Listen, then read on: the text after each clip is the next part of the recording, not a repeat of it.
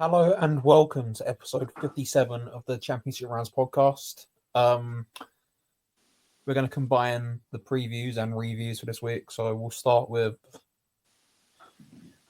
the big talking point of Saturday, really. Johnny Fisher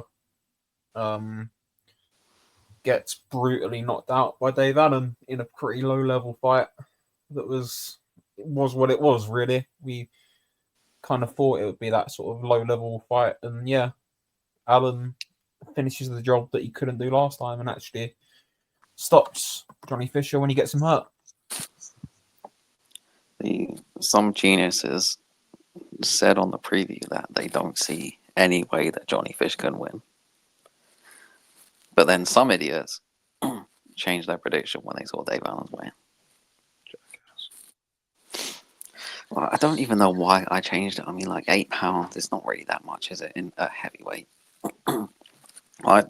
With Dave Allen, it's like before, when he was fat, I mean, he was fat and didn't train. But now he's just still eating like shit.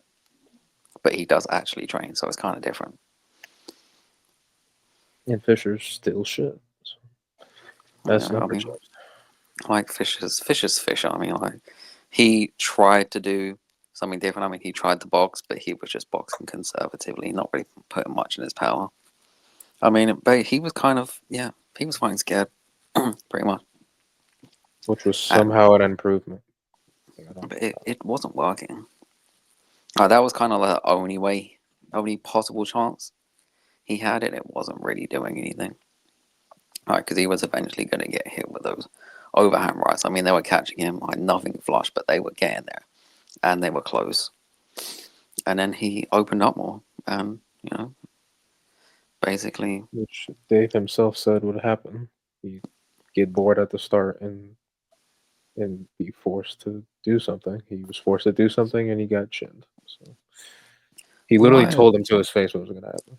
Yeah, like he's not a boxer. He's just going to do what he does, and everyone always reverts back to what they are, and that's what he did. And he's a low-level white-collar fighter, essentially. That's what Fisher is, and Dave Allen's a low-level professional boxer. But pal, I thought he was a top 15 heavyweight. like Dave Allen's fine when he trains. Yeah, I think there's two things with Fisher. Well, two main points that I thought coming out of that fight. One, I think, well, these are kind of 2 points in one. I think he got rushed back. It's kind of because that fight in Saudi was 5 months ago. He took a beating in that fight, and if you see some of the footage afterwards, these scumbag YouTubers decided to interview him when his jaw was hanging off and he was popping out, and he was like, basically he should have been in the hospital. He couldn't speak. He was slurring everything, cut everywhere. Like, he took a beating in the second half of that fight, and I think he's come back way too soon. And I think his punch resistance has gone as a result, and it showed. And that it's not any puncher or any other fighter that's punching. It's Dave Allen. If he's anything, he can. No, but like, who has Dave Allen really put away with one punch? Nick Webb, who's also really chinny. But he can hit though. He can hit, but it's like. And you're right. He probably did take some off his chin because he did somehow absorb like 5-6 rounds straight of that. Yeah, and he took way too much punishment, and he's come back way too soon. And also, I mean, like, in his defense, I mean, he did take a lot of punches before that. I mean, it's not like the Nick Webb one where Dave Allen did nothing and then just but I worry about Fisher moving forward now, especially someone with that poor defense as well. Well, they shouldn't have taken the rematch. They shouldn't have taken the rematch. I mean, we said it. They shouldn't take the rematch. I'll tell you what they should have done. They should have got Fisher and said, right, we're going to give you 2 or 3 combat fights this year, blowovers that you're going to knock over. And then, about this time next year, we'll fight Dave Allen again. And Dave Allen's going to be out in the cold, not training, not doing this. And he's going to lose interest in boxing. And then we'll give him an offer on 5 weeks' notice to take the rematch. And then he probably would have beaten him because Adam wouldn't have been training for a year and a half. But they didn't. They pretty much told Adam, yeah, we're going to rematch you straight away. So he kept training. And that's the mistake, but that's the art of matchmaking. But like the main point here is what the hell is Mark Tisman doing for 4.5 years? I'm not sure. I don't get how you can be that bad. You're in with somebody that's trained world champions, that's been in unification fights in the corner, and you can't do anything. You're making mistakes that novice amateurs make. What the hell are they doing in that gym? What the hell are they doing? Look, you can't teach a fish to walk.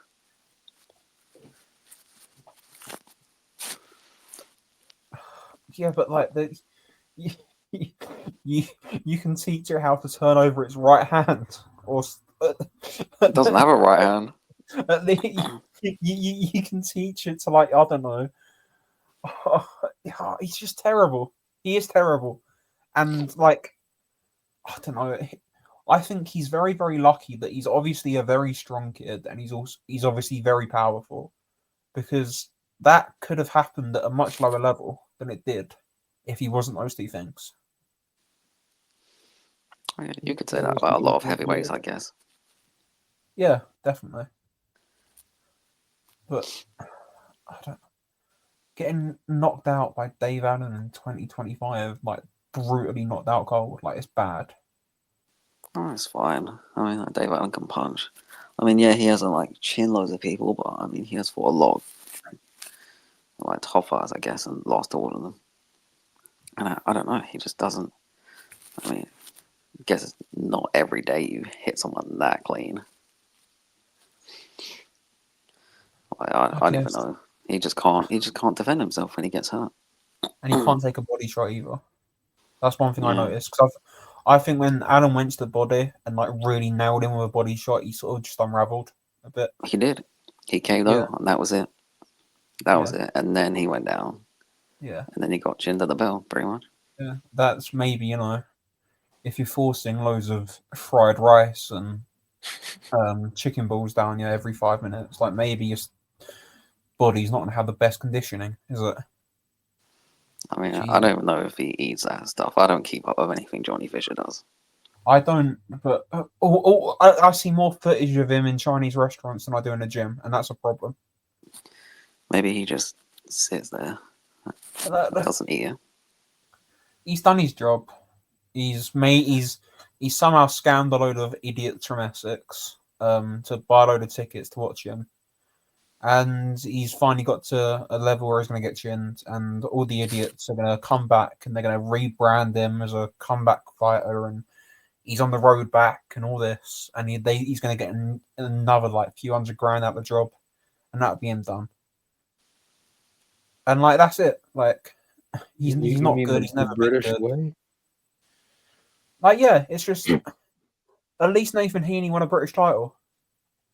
Like I made the point on Twitter, and people didn't understand what I was saying, because there's one. British boxing's better served with Moses Atama getting that viral knockout than it is Dave Allen. And I know, Moses Atama's in a mismatch and it's a total mismatch. Yeah, I get that. I get it's a total mismatch, but I don't know. I think Moses Atama getting that KO from somebody that's got that big a push in the casual audience of him and his dad, and you just got to look at the numbers of that KO on Twitter and on Instagram and all this other stuff, and the highlights of that fight on YouTube and all this other stuff. If you've got a new 19, 20-year-old heavyweight that you're saying is going to be the next big thing, and you want to promote him properly, British boxing's better served with him getting that moment than a mid-30s Dave Allen that got smashed to pieces and nearly died against David Price in 2019. But people don't get that. The art of promoting is that the young kid that's going to do something gets these moments, not the washed-up journeyman. But that's a different conversation, I guess. Yeah, but like Eddie is never putting Johnny Fisher in with What was it, the Tama? Well, Never, fine, ever. Leo Atang then.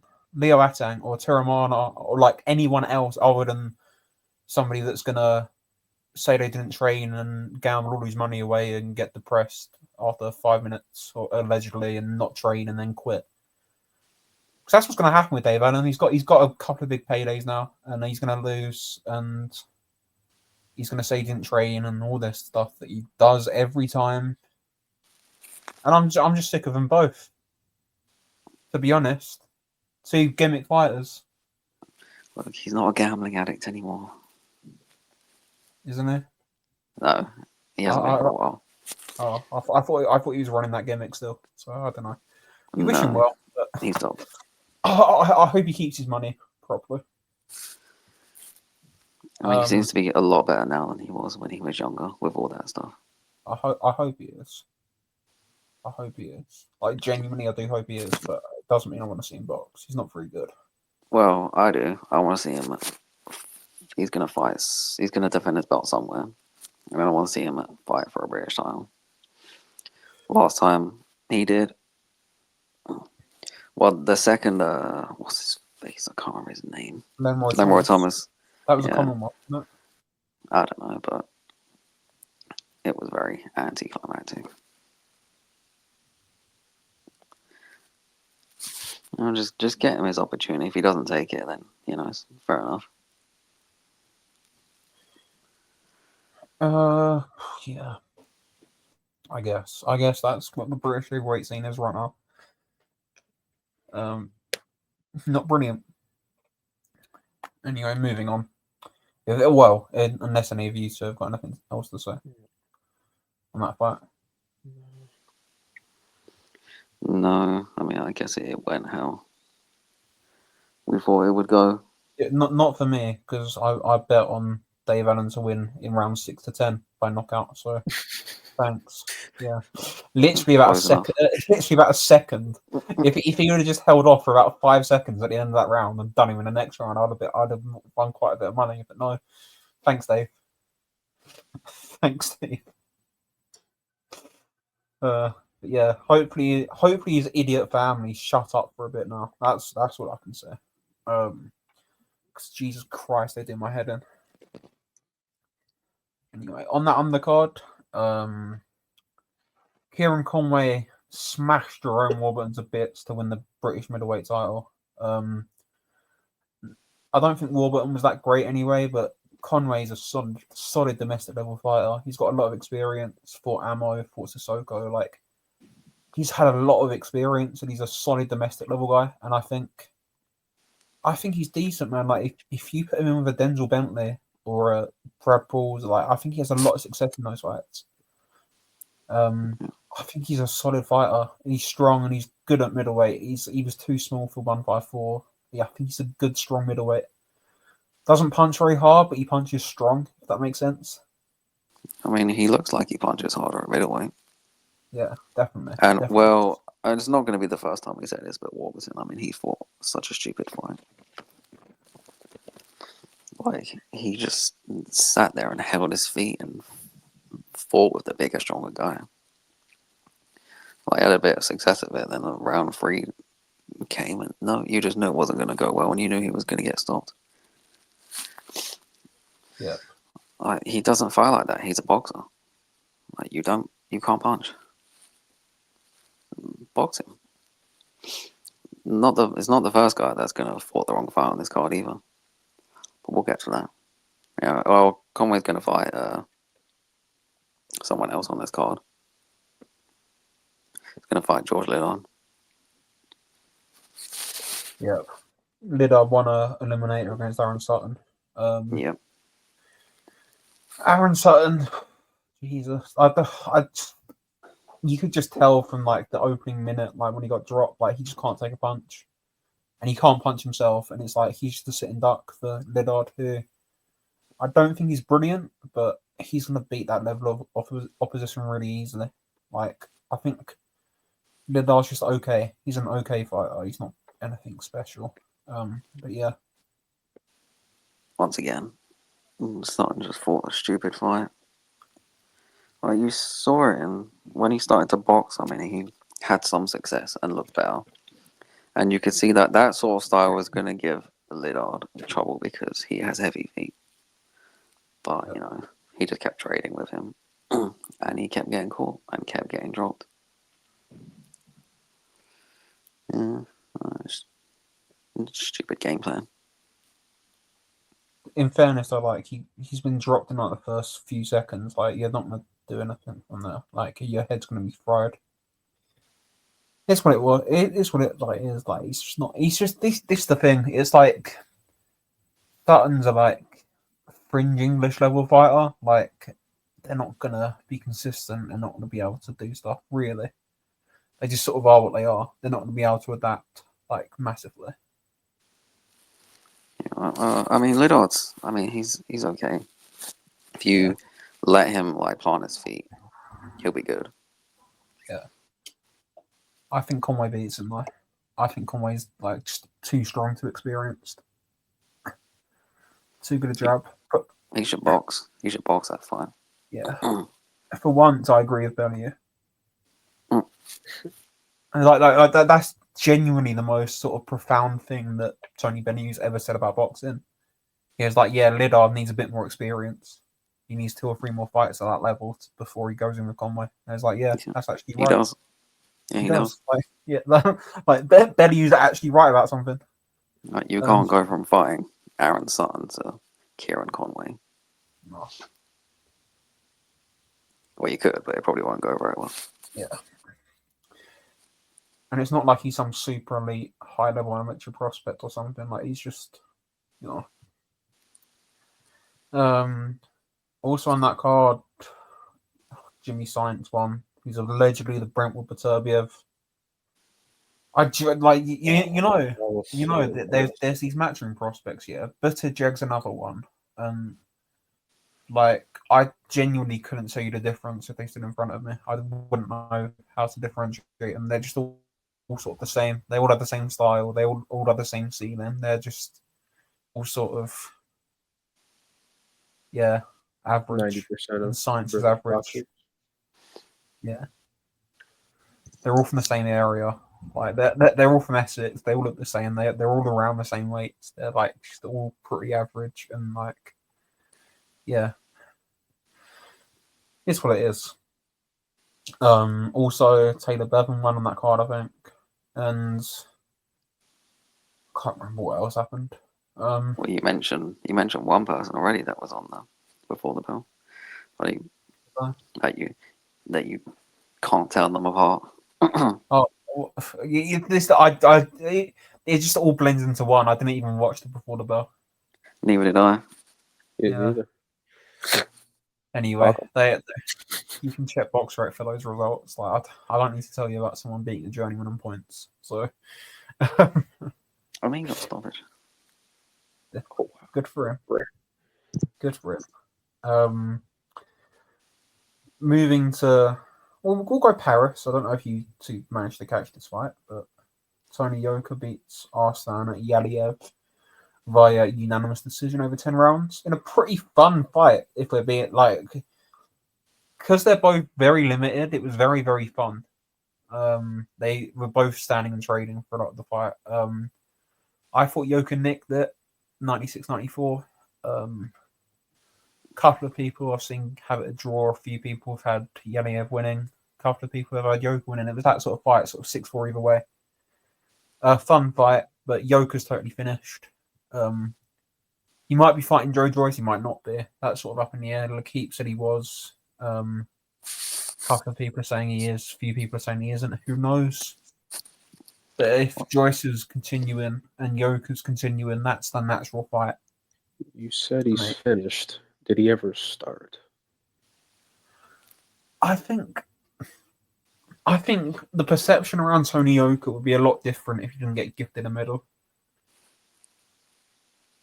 If he was just, he's an Olympian heavyweight and it is what it is, and he didn't have a massive TV deal in France and all that. Like, I think he just say, he's a decent European level fighter, and that's what he is. He's not great. He's not going to do anything at world level, but he's a fun enough European level fighter. But I think he got overhyped a lot, and with the Olympic gold medal and that, that's sort of what happens. To be honest, like let's not play about. Like he smashed Dave Allen to pieces. He did. Like if we want to like contextualize Yoka's level, like he smashed Dave Allen up. Like it is like he is what he is, man. He like it's heavyweight and he's an athletic heavyweight, and at the end of the day, there's always going to be a market for those types of fighters, and he can be in fun fights. Like I don't know, would you watch him against Fraser Clark? Because I would. Would you watch him against? I don't know, someone like who's that type of level? Sort of a Mark Bakole, I was going to say. F.A. Jagba. That fight would get made. Hergovich, Olympic rematch again. Like, there's fights there for him. There's fights there for him. For Yoka. I'd watch him versus Joe Joyce. That's what I'd watch. Yeah, that's the natural fight to make. But I don't want Joyce to fight again, man. I don't want Joyce to fight. Definitely reminded me because I completely forgot about the link you sent of the fight. Oh yeah, yeah. But it was a fun enough fight. Yeah. Also on that card, there was a brutal knockout. I posted it on my Twitter. I can't remember the names right now, but brutal left hook knockout that's gonna make the thread. So if you want a sneak peek, you got put into orbit. So it was fun. Anyway, California. Michael Fox does Michael Fox things and skirts around the ring, and Sir High Boatrock can't cut him off and looked disinterested, and he missed weight as well, and it was just a poor fight. But I thought Boatrock probably won, but yeah, it was terrible. I was falling asleep, and it was just not a good fight to watch. I did fall asleep. Well, let me rephrase that. Michael Fox did Michael Fox things by outboxing Sir High Boatrock. You think Fox won? No, I had it a draw. Please don't. Okay. I feel no when it's like that. I feel like for fights like that, no one deserves to win. Look, Fox threw way more punches than I thought he was going to. I mean, he just kept boxing, kept turning him, and I've never seen Boatrock miss so many punches in my life. On such a big target. I just think Fox just had so little on his punches that it's hard to give him as much credit. If there was copybots for that fight, and they said that he threw power punches, it would just be a lie. One of them actually landed, and the other one didn't. I guess. Well, yeah. I don't care. I don't care if Boatrock came forward. They both. One of them was landing. The other one wasn't. Are you saying this is a Canelo Skull situation? Well, I mean, Boatrock actually tried more than Canelo. And Fox threw more than Skull. Fox did more than Skull. You know. Yeah, I mean, he kind of made Boatrock look like an idiot, to be honest. Like, if that Boatrock turns up, he's gonna lose to like every 154 guy. Now I wonder if he is a 54 pounder anymore. If he missed weight by 5 pounds. It's either he's an idiot, undisciplined, or they had a mix up about what weight they wanted to be fighting at. Like, to miss by 5 pounds, like, surely. Maybe that he didn't do that. I would lean towards that he didn't mean to do that. Like, it wasn't even like he was like exactly how someone would weigh for a middleweight fight as well. Mm-hmm. Yeah. And Fox weighed in over 54. Yeah. And he was he probably thought it was. Maybe it was a catchweight and he missed the catchweight.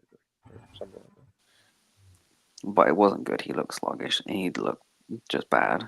As simple as that. He looked bad. Like someone who missed him. He looked terrible. Like, really bad. And someone probably 99% of people picked for him to get a knockout in. So. Yeah, I mean, he should have. In a normal world, he just baz Michael Fox. But, you know, boxing is boxing.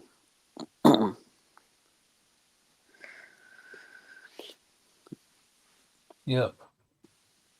That's about right. pretty terrible fight though.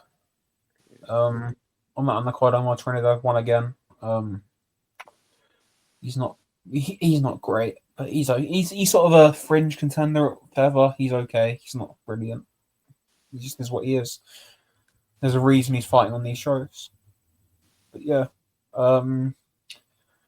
that's about it for this weekend, I think. I don't know if there's any other fights you want to talk about. What else even happened this weekend? Last weekend, I guess. I don't know. I've forgotten everything. That must be about it, yeah. I don't remember watching anything else. I don't think there's anything else. But yeah, anyway, we'll move on. This weekend, there's a few more title fights, couple of fights in the UK that are quite well matched. We'll start with Maxie Hughes against Archie Sharp on Friday in Doncaster, of all places. This is one, like, when I see Izzy Asif shows, I just think, like, he's a lower level of what Pro Box were doing. He's taking guys that have got nowhere to go and just putting them in decent fights that are well matched. And this is another one of those, like, it's going to be a competitive fight with guys that have lost fights at domestic level or turned down other fights or whatever, and they just managed to get them together in a fight. And it's going to be fun, and it's going to be well matched. And I don't know who's going to win the fight. Everything says Maxie Hughes should win this fight, but I just got a feeling Archie Sharp's going to just nick a decision. Well, I think Maxie Hughes is going to win. And I think he's going to win pretty clearly. I think he's level above Archie Sharp, but, I mean, he is past his best. And it's also British boxing, so while it being Hughes should probably win a decision, that probably means Archie Sharp is going to kill him. So that's how that works. I mean, it's a good fight. Like, whoever ends up playing out, like, in the actual ring, on paper, is a good matchup. I mean, I hope it's competitive. I'm picking Hughes by decision, but that's... Like, the predictions have been pretty good. Not as one-sided as the Gary Cully fight, but, like, clear. Not where he nearly stops him multiple times. Like Cully. Yeah, I don't think he's going to have, like, success like that where it looks like he might stop him. But you never know. Who the hell knows?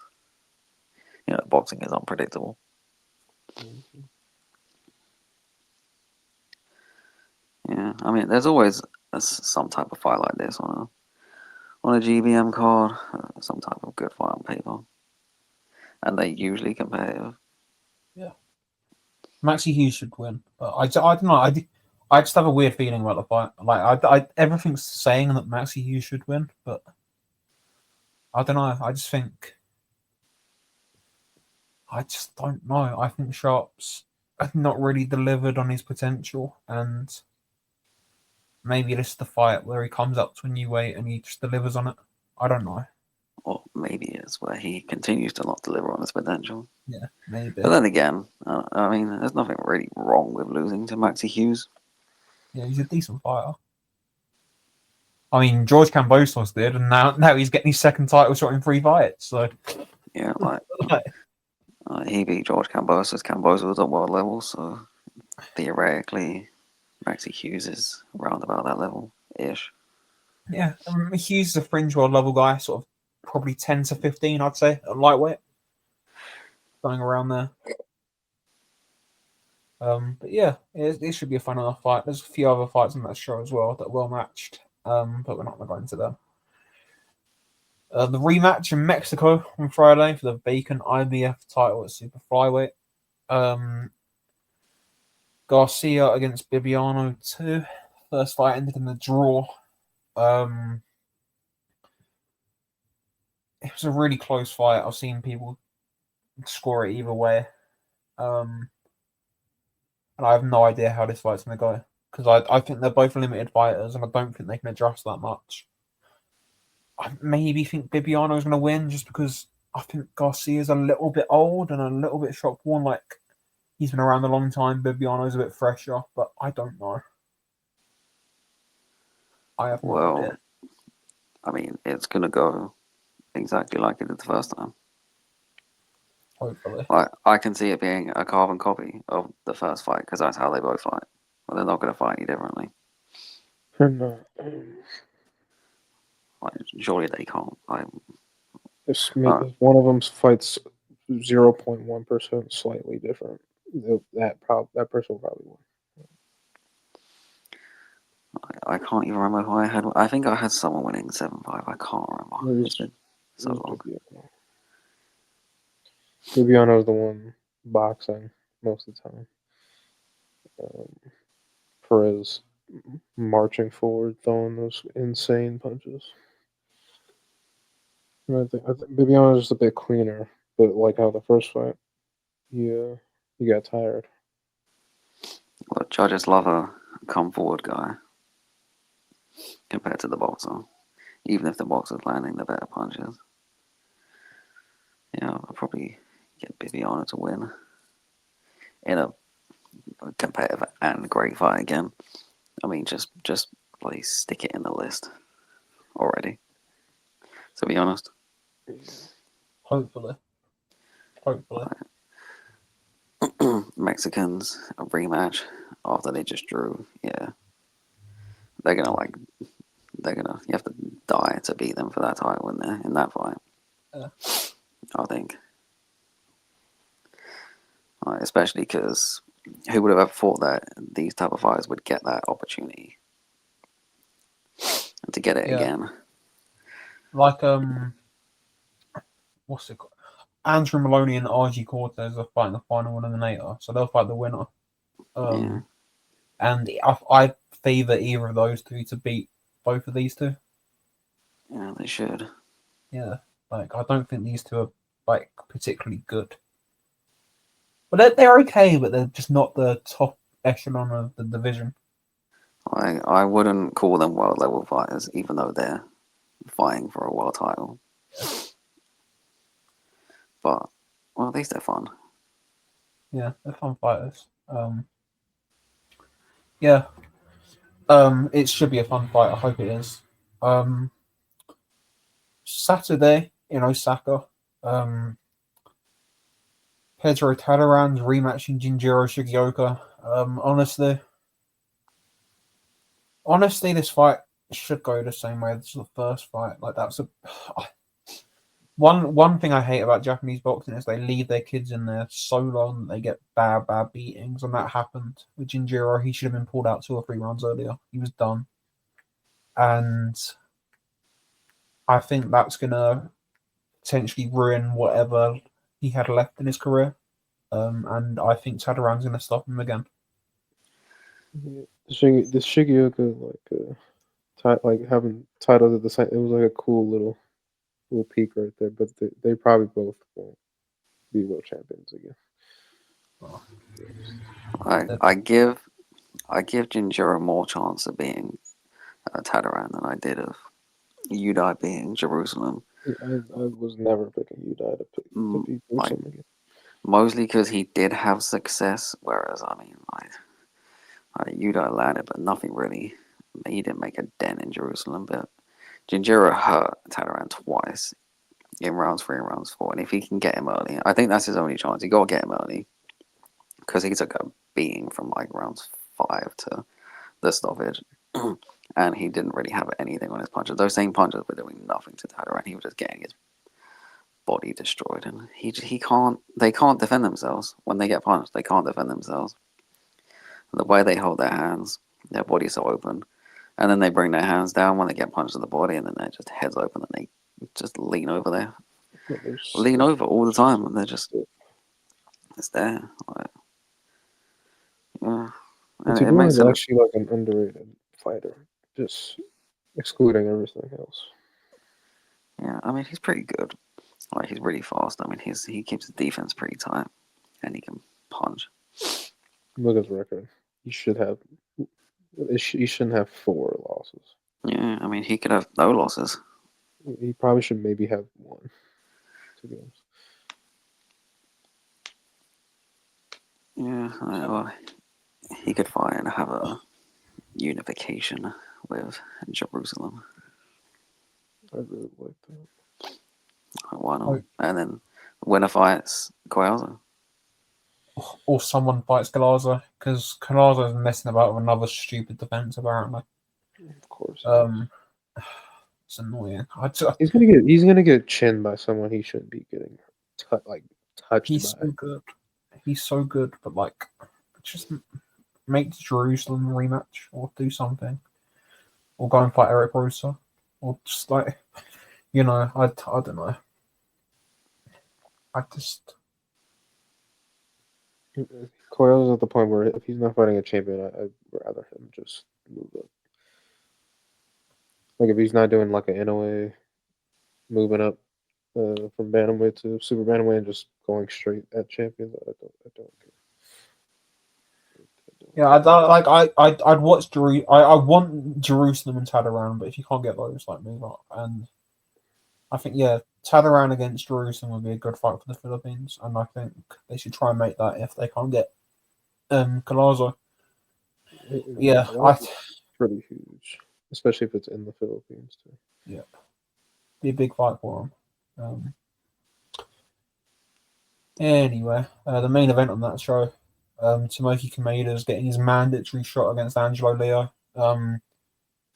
This is just frustrating for Leo because this fight's been pushed back so many times. February, April, March, like it's had about 6 or 7 different dates, and it's finally happening. And I just don't really give Tomoki Kameda a chance in this fight. I just think he's going to run forward and he's going to run into a load of shots, and he's just going to get outboxed. I just think Leo's way too crafty and way too good, really. And I think there's a possibility Tomoki gets stopped to the body late on. But yeah, I just think Leo is just a level above him, especially at featherweight. I'd probably pick a Leo decision only based off the fact that, like you said, they kept him out the ring for so long after him getting that knockout. It's just ridiculous. Man. Like he should have been like riding the high with like another like defense, maybe like in New Mexico again. But no, Yeah. he's And he's about to been fight promoted at like horribly. 3. He's about to fight at like 3 in the morning against Kameda, like 9 months after he did that. It says something when Luis Alberto Lopez got iced and got a brain bleed, and he came back quicker than Leo. It's ridiculous. Like, it's so frustrating for Leo. I genuinely feel really sorry for Leo because like he has to fight Kameda, otherwise he loses his belt. Top Rank have done absolutely nothing to back him. They haven't promoted him one bit. They, even though they got a co-promotional deal.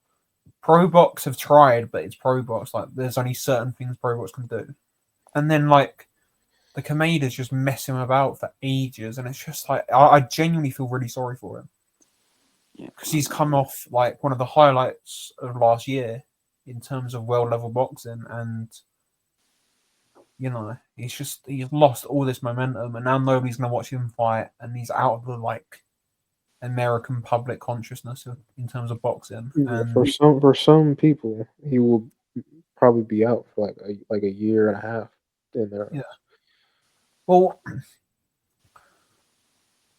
like Pro Box TV have got the rights to this fight, and they haven't even really told anyone. I had to tell people on Twitter that Pro Box have got the rights to it because it's hidden away on the Boxing Scene website. Like, come on. They said that more details are gonna come soon. Like, shouldn't they have come already? Yeah, like the Like, fight's in like 5 days, 5-6 days. Like, why are you saying yesterday? More details to come now. Just tell people you're showing the fight. Yeah. But Well, it's just frustrating. He's gonna outboss Kameda pretty easily. Yeah. I don't think he's gonna stop him because he's gonna be rusty. When did he fight Lopez? Like August? I don't even know when. August 10th. Yeah.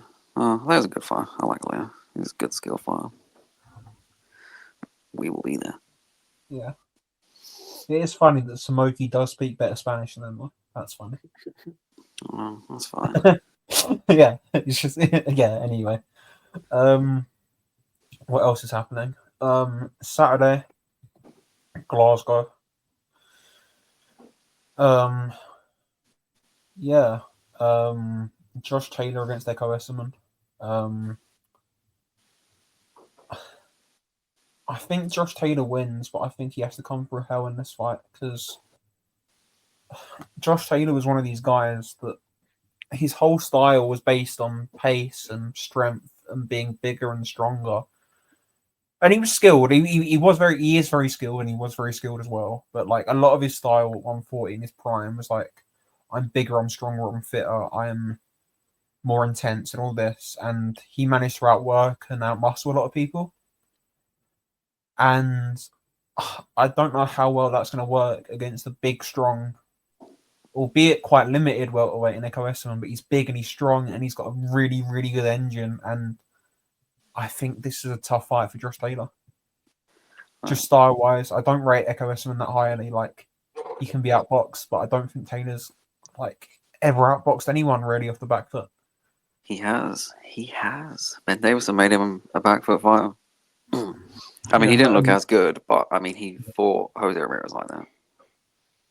Well, yeah, but even like a lot of the success he had against Jose Ramirez was on the inside. Like he was kind of getting dominated on the inside for the first 6 rounds until he got the knockdown. Yeah, like I don't know. But yeah, I think it just all depends on what he has left. I think that's because he's so much better than Echo Essuman. Like, so much better. Yeah. It just depends what he has left. I He should. I even like a very diminished Josh Taylor should be Echo Essuman. He should do, yeah. I think he will win, but I think he's gonna be a tougher fight than a lot of people expect. If he's having a tough fight with Echo Essuman, he's not doing anything at welterweight. Oh no, yeah, I don't think he will anyway. I think he's too small for his style, and I think he hasn't lived a life, and he's what, 34 now, 35. Like Brian, look how much bigger Brian Norman's going to be than him. Like, look how much bigger. Like, this is the thing with welterweight. There's always a caveat with the WBC champion. I don't even want to name. There's always a caveat with him because, like, Echo Essuman has a decent chance of beating him, to be honest. Like, yeah, I just don't think he's going to do anything at welterweight. I mean, I think it'll be interesting to see his style because he's not like a small guy, but he's not. He's going to be fighting people with the same size as him. Yeah. I think it'll be fun. I think it's going to be a fun fight. It'll be a physical fight. And I think, yeah, Taylor's going to probably win a clear decision that's competitive.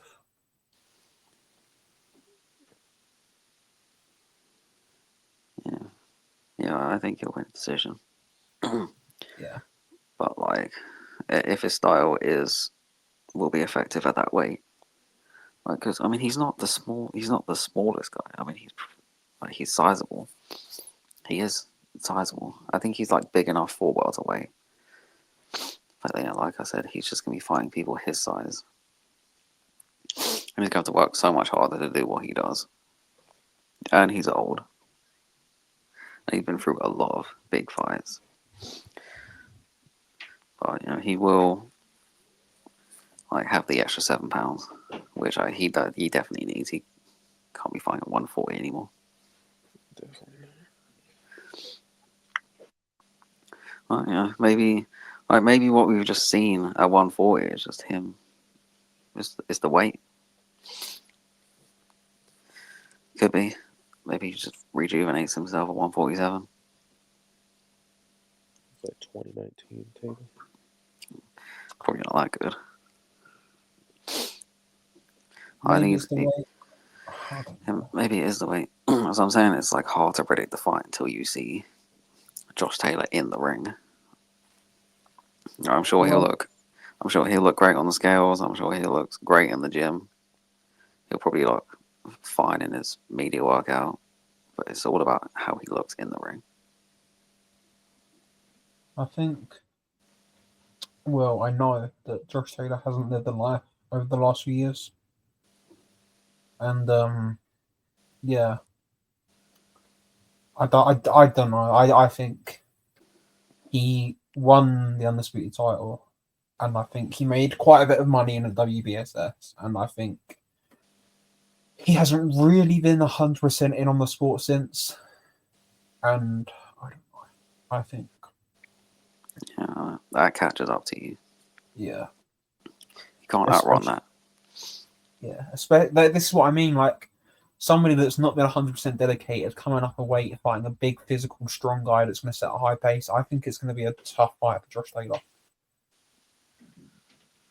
Yeah, Like even though Echo Essuman's not very good technically, he is big, strong, physical. Like he's just going to give him hell. And if you think about like completely different levels, but sort of big, strong, physical guys that Taylor's fought, like he's had tough fights with them. Like I don't know.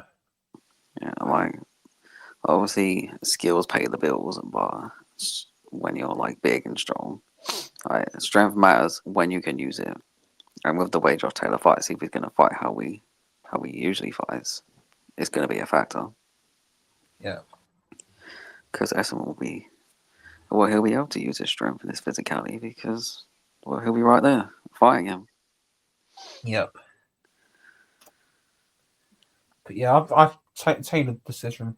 He's not gonna knock. I don't think he's gonna knock Echo Essuman out. If he does, like that's a bit of a statement. Yeah, I mean, Yeah. I mean, he could, but like, I wouldn't pick him to do it, but he definitely could Yeah. because of the levels between them. On the undercard of this, Nathaniel Collins against Lee McGregor. Well, That's a good fight. it's and I'm You're biased. I'm openly biased about this fight, so I'll let you do it.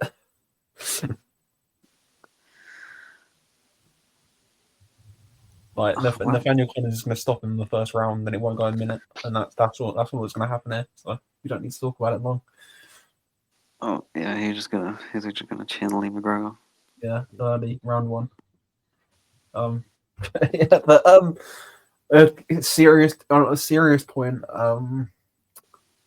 I think Nathaniel's just gonna out angle him on the front foot, and his footwork's gonna be way too quick, and I think Lee McGregor's gonna have trouble with a southpaw stance, and it's gonna be a clear decision. I worry about Nathaniel taking body shots after the surgeries and stuff, but I just think he's too technical. He's too good, and I don't think Lee McGregor's really a featherweight.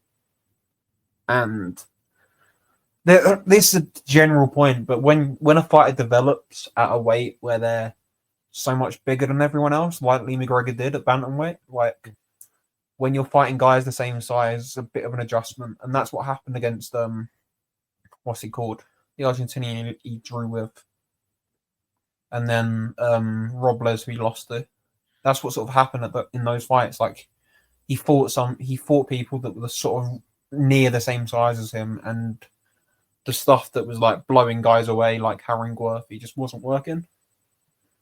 And Nathaniel's short, but he's a big, strong featherweight. Like he's thick set and he's strong and he's got a good engine. And I just think he's gonna just outbox Lee McGregor and get to him. And yeah, if I have to make a prediction, Collins late stoppage, but like obviously I'm very, very biased, so take that with a pinch of salt. But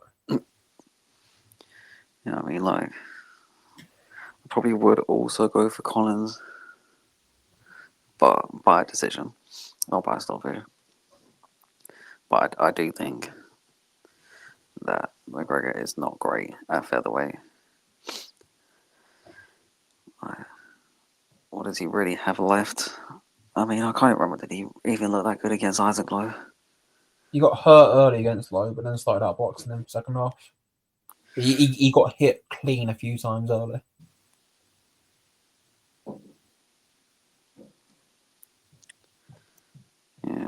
I mean, he was much better super bantamweight anyway.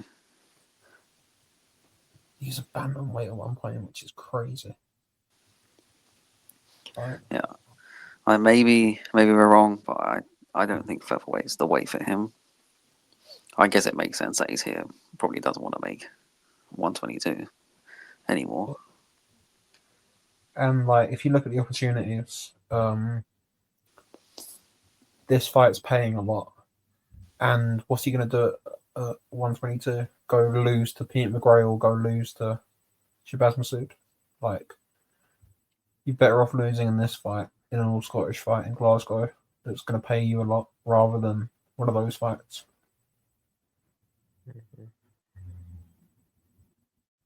Like, there's a lot of names of featherweight in the UK. Yeah, I mean, look, he's already got lucky once at Super, where he lost to Cash Farouk. Yeah, that was a bantam. Yeah, that was so long ago. What a fighter! That's so sad how that ended, man. Yeah. He's quality. He was a quality fighter, Cash Farouk. It's a good fight. It might not be great in the actual fight, but on paper it's a good fight. It's a good matchup. Yeah, and what's going to happen is Collins is going to run out in the first 30 seconds. He's going to loop an overhand left over. It's going to land clean on McGregor's chin, and McGregor's going to be out, and then it's going to be over in about a minute. I mean, it's probably going to do the winner something for their ratings, isn't this like a silver? Yeah, Nathaniel's got like a WBC number 3 or 4 rating at featherweight somehow. Yeah, and so yeah, the WBC silver title basically, it's meant to sort of get you a mandatory spot if you defend it once or something, and this is for a vacant one. So yeah, Nathaniel Collins is number 4. Lee McGregor is number 20, and it's for the vacant. Yeah, so if Nathaniel wins, like, he's right in the mix. And if you look, like, Harrington's going to fight for the vacant title when Fulton goes up. Carlos Castro, no one cares about. Figueroa's probably moving up. Omar Trinidad's there. Mirko Cuello's there fighting for the WBA. Cinnamon Sagawa, Nakano, Cristobal Lorente. Like, there's guys that don't have political backing there. So Nathaniel's going to get a shot soon. Or the winner's going to get a shot soon, I should say. I've been a bit inactive. Why was that? He's only fought twice since Zach Miller. The Grandetti fight, he broke his nose on a head clash. And then he had emergency bowel surgery. And then, like, yeah. There was, like, talk that he might not box again after that. But, like, he's had a run out and he's been okay in sparring and stuff. So, like, he should be okay. That's why I say I worry about him taking body shots. I think he'll be fine. He should be fine, I hope. I hope he's fine. But I think he'll win this fight pretty comfortably. Mm-hmm.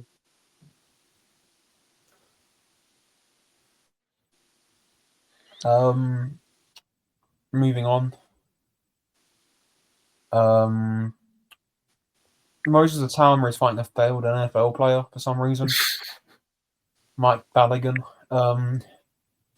People don't want to hear this, but Moses Atama's really not had a well-managed career. What'd you expect? He's fought like one completed round in a year against WAC. Like, he's knocking out all these people, but like, he fought under 2 minutes against Dempsey McKean. So why is it taking like almost 6 months for him to get out again? Maybe it's hard to find him opponents. Yeah, but you can get people in, man. With these records, like, they're not. I don't know. I guess if you want like a good opponent, you have to pay them more than you would. Wow, give me some money to get blasted out by Moses Atama. Yeah, I get that, but like, these types of opponents you can be doing every sort of 6 to 8 weeks, can't you? You do this every 2 days with Moses Atama, the way he's blowing through these guys. But I get it. It's not going to do anything. It's not going to do anything for his development, but it would do a lot for the hype. Just blow out these guys. They'll be like, yeah, look how good this guy is. He's blowing out. I don't know. Dempsey McKean and Marius Vac and Mike Ballaghan. And highlight real knockouts. Yeah.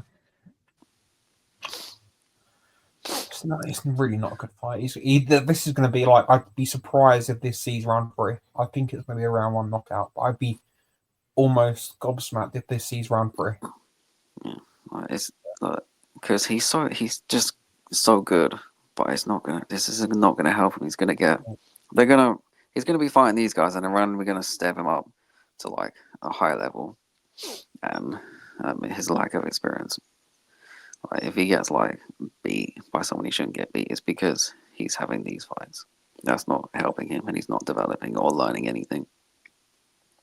Mike Ballaghan is 41 years old, and Town was 20. Yeah, he's old enough to be his dad, although so lots of people, I guess. Alois Jr. against David Jameson's a good fight on that undercard. British eliminator for the cruiserweight title, I think. See, but the problem is, I don't think Jameson takes the best punch, and he's going to get chinned. He's going to get chinned. He is going to get knocked out. Yeah, I'll tell you one thing. I was at the Konstantinos Vajasis fight after he lost to Lowell the second time. Yeah. And his jaw went in that fight as well, and then like he had to like patch that up, and then he went straight into the Chev Clark fight and just got battered, and then he's had like journeyman fights. So it's like it's a good fight on paper. Like Jameson's a solid guy at this sort of level, but Junior's just going to smash him to pieces, I think. Yeah, I mean he should. If he doesn't, the questions will need to be answered about Alois Jr. Yeah. Because, like, say what you want about if he's good or not, but one thing he can do is punch. Yeah. What will be a fun fight on the undercard? Aston Brown resport of the Scottish title. That's it is a fight of a level, but that's a really well matched fight, and not a lot of people have been talking about it. But like the local scene, like people know that's a good fight. Really, really solid. Luke McCormack's fighting. Who's 30 this year? Why is he fighting negative record journeyman? I don't know. Alex Arthur's on here, making his debut. Drew Lemon's on here. Marcus Sutherland's an interesting prospect. He's had quite a lot of hype from people up here. I think he's like not a lot of people have seen him. He's in the journeyman phase of his career. He's only 20, but I think he'll be in the domestic title picture soon at featherweight. Like 2 or 3 years time, he'll be winning British titles, I think. Yeah, he's not had a lot of hype because it's Scotland and no one cares. But yeah, it's a decent show. There's a couple of decent domestic fights on there. Decent enough main event. It's just another British fight where the main event has 2 fighters where the combined age is nearly 60 or over 60. Sorry, over 60. They're like 60. They're both like 35, or don't they? Like, yeah. I don't know. I worry about the future, but it is what it is. Also tomorrow, Subaru Murata's back. We won't talk about that very long against Dagani, and Donny Nietes is on the card as well. But we won't talk about that much because it's what it is, and we're tight for time. But yeah, I don't know if there's any news that you two have seen or anything else you want to talk about. I think so. There's Garner and Bellotti got announced. Oh yeah, that Garner Bellotti's been announced for the British, Commonwealth, and European titles. That's a good fight. That is good. I think Garner should win that, but it really wouldn't shock me if Bellotti beats him. Yeah, I don't really. Bellotti's a tough out for anyone at the next level. I don't really know who I pick right now. I think Garner's a little bit too fresh. But that's a good fight. Yeah, and then there's the very weird. Well, yeah, I don't think we mentioned it last. The Catterall Eubank. I think maybe we did mention it. I don't know. I think we said that Catterall's had a fight. Yeah, that's going to be a really, really bad fight. Both going to just stare at each other, trying to counter each other, and it's just going to be terrible to watch. Yep. All their fights individual, and then you match them up together. Great. That's definitely what I want to see. Like a combined 23 punches around. I love that. Yeah, not good. Why? I mean, Eubank isn't good. And I don't know how Carroll's going to be at 147. Who the hell knows? Like, on paper, this shouldn't be competitive, but, we'll see.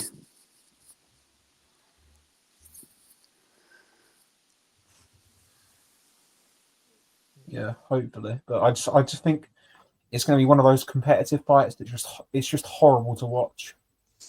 Yeah, it won't be good. Yeah. Because, Eubank's not great most of the time, and he can throw loads of punches, but Carroll he just slows everything down. He makes you fight at his pace, and that's why all his fights are terrible. Yeah. And that's why he wins most of them, except Barboza Yeah. and Josh Taylor the first time. Yep. Man, British boxing. And it's a weird fight. That just came out of nowhere as well. I don't want to stick him in with Adam Azim, but I'll stick him in with Jack Carroll. Yeah, it's because it's what happens when you isolate yourself from a lot of the people working together because of how you do business. A lot of people won't want to work with you, and that's what's happening in British boxing with a certain someone who will remain nameless. But we wish him well, and we know he's listening as well, so that's good. And we know that he's stalking our Twitters, or certainly mine. Hi, Ben. Probably doesn't care about my Twitter. Yeah. He's not going to go on Taj. He's just going to find loads of the list fights, highlights. Yeah. I'll send you my new email, Ben, so you can send the legal letters there next time. But yeah, we wish him well. Yeah. There's no. I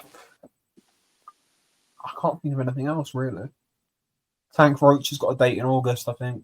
That got reported. The rematch that shouldn't be happening, or that shouldn't be happening because Tank should have actually dealt with him properly instead of boxing like an idiot, or not even boxing like an idiot, boxing like he always does. But horrible turn of events. But yeah, we talked about Pacquiao, didn't we? Unfortunately, yeah, that's a circus. But yeah, there's not much else to talk about, I don't think. No, I don't think so. Yeah, anyway. Right, so that's been a good episode. We'll be back next week. There's a few fights next week. You've got Takai coming back on Wednesday. You've got Charlo coming back and Plant coming back in separate fights for some reason. And there's a couple of other decent fights. Yeah, we'll be back next week. And thank you for listening. See you in episode 58.